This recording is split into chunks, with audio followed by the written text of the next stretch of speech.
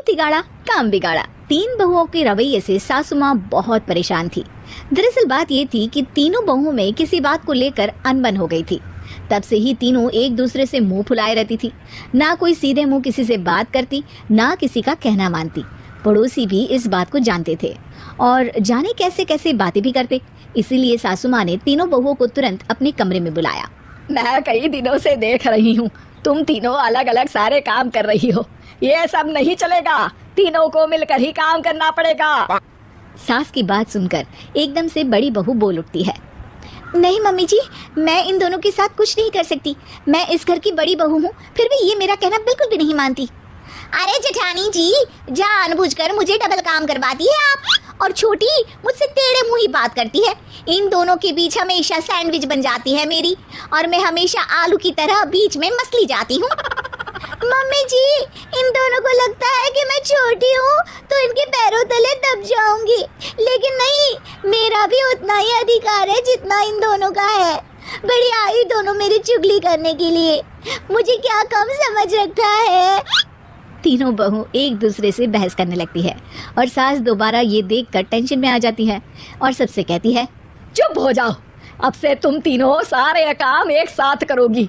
आंख बंद करके एक दूसरे की बात सुनोगी। तुम तीनों इस बात को गांठ बांध लो, वरना अगली छुट्टियों में तुम्हारा अपना मायके जाना कैंसिल।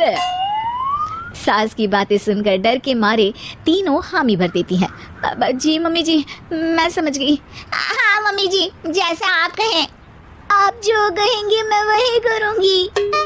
तीनों बहू सास की बात को गांठ बांध लेती है और वादा करती है कि अब से सारे काम वो तीनों एक साथ मिलकर ही करेंगी। ये सब देखकर सास खुश हो जाती है और वहाँ से चली जाती है। नीचे जाकर वो देखती है कि घर में शर्मा जी आए हुए होते हैं। सास जोर से आवाज लगाकर कहती है, अरे बहू, जरा चाय बनाकर तो लाना, शर्मा जी आए हैं। सास की बात सुनकर तीनों बहू तुरंत किचन की ओर भागती है और चाय बनाना शुरू कर देती है। मुझे तो एकदम मसाले वाली कड़क चाय पसंद है, तो हम शर्मा जी के लिए मसाले वाली चाय ही बनाएंगे। अरे नहीं दीदी, गर्मी के मौसम में मसाला चाय कौन पीता है? मैं तो शर्मा जी के लिए इलायची वाली चाय ही बनाऊंगी। ये कैसी बात कर रही हैं आप दोनों? मेरी मम्मी ने सिखाया है कि मेहमान को ज्यादा दूध और शक्कर वाली चाय देनी चाहिए, वरना वो घर वालों को कंजूस समझते हैं। तो मैं तो शर्मा जी को ऐसी ही चाय दूंगी। तीनों बहुएं अपने अपने तरीके से चाय में शक्कर, मसाला, पत्ती सब डाल देती है।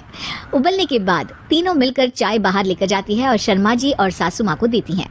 चाय पीने के बाद शर्मा जी सासू माँ को देखकर शर्मा जाते हैं और शर्मिंदा महसूस करते हैं कि आखिर उन्होंने चाय पीने के लिए हामी क्यों भरी। सासू माँ भी चाय पीना शुरू करती है और कहती हैं, अरे बहू, ये कैसी चाय बनाई है? चाय है या मीठे दूध की बासुंदी? हाँ, चाय अच्छी नहीं लगी क्या? कोई बात नहीं, हम पराठा बनाकर लाते हैं। चलो चलो अंदर। हाँ चलो। हाँ, आती हूँ मैं भी। नहीं, मेरा पेट चाय ने ही चौपट कर दिया, वही काफी है। पराठे से पोपट नहीं करवाना, मैं तो चलता हूँ। शर्मा जी चुपचाप पतली गली से निकल जाते हैं। अगले दिन सास बहुओं से कहती है, अरे बहू, जाओ जाके ऊपर के गेस्ट हाउस की सफाई कर दो। कल हमारे यहाँ मेरे दूर के रिश्तेदार आने वाले हैं, तो पूरे कमरे को चमका देना, समझी? तीनों बहू सास की बात को मानकर ऊपर सफाई करने चली जाती हैं और तीनों कमरे की सफाई चालू कर देती है। बड़ी बहू मकड़ी के जाले साफ करती है, तो बीच वाली झाड़ू लगाना और छोटी वाली सर्फ डालकर जमीन धोना शुरू कर देती है। अरे दीदी, जेठानी जी, अभी मैंने पूरी फर्श धोई और आप फिर से धूल नीचे गिरा रही हैं। और मछली जेठानी जी, आप बिना झाड़ू की धूल यहाँ छटक रही हैं। अरे तीनों को साफ करना है, एक साथ सफाई करते हैं ना। अरे वही तो, हम साथ साथ हैं, घर साफ साफ है। तीनों बहू ऐसे ही काम में उलझ जाती है और 2 घंटे तक एक ही कमरे की सफाई करती रहती है। बहुत देर से अपनी बहुओं को ना देखने के कारण सास ऊपर कमरे में उन्हें देखने जाती है, लेकिन कमरे में घुसते ही वो गीली फर्श पर फिसलने के कारण नीचे गिर जाती है।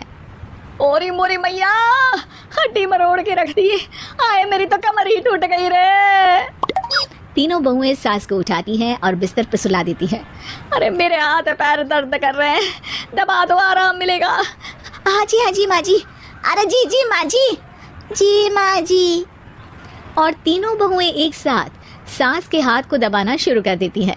माँ की तो चीख ही निकल जाती है और नतीजा ये होता है कि सास के बचे हुए शरीर में भी दर्द उठ जाता है।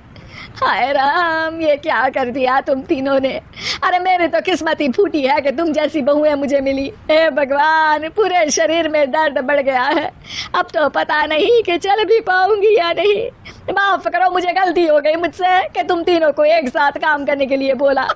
सोचा था तीनों मिलकर अच्छे से काम करेगी, लेकिन बड़े बुजुर्ग सही कहते थे कि 3 तिगाड़ा काम बिगाड़ा। तुम लोगों ने ये बात ना आज साबित करके दिखा दी। तुम तीनों को तो समझाना यानी मानो भैंस के आगे भी न बजाना है। तुम्हें अकेले अकेले काम करना है ना, तो अब से तुम अकेले ही अपना अपना काम करो। तीनों बहुएं वहां से जाने लगती है। अरे कहाँ जा रही हो? आप ही ने तो कहा कि अपना अपना काम करो, तो मुझे मुल्तानी मिट्टी लगानी है। अरे मुझे भी तो नेल पॉलिश लगानी है। मुझे ना मेहंदी लगानी है। सास अपना सर पीट लेती है और कहती है, अरे मुझे भी लगाना है कुछ।